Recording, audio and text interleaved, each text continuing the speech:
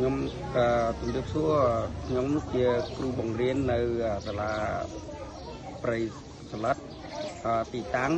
នៅភូមិព្រៃសន្លឹកស្រុកព្រៃរាំងខេត្តព្រៃវែងខ្ញុំឋានៈជាលេខាបាទហើយខ្ញុំមានដំណើរអារម្មណ៍ចង់ស្នើអណ្ដូងទឹកនេះដោយការខ្វះខាតសាលារៀនខ្ញុំខ្វះខាតច្រើនណាស់ក្នុងទឹកទី1ស្រោចស្រពបន្ទប់ទឹកការខ្វះទឹកប្រើប្រាស់ច្រើនហើយអណ្ដូងជីករយៈដល់ពេលជីករយៈហើយពេលនោះនៅរដូវប្រាំងខែ3ខែ4នោះគឺដាច់ទឹកអញ្ចឹងសាលាខ្ញុំសាលាភូមិព្រៃសន្លឹកនេះសូមស្នើអណ្ដូងទឹក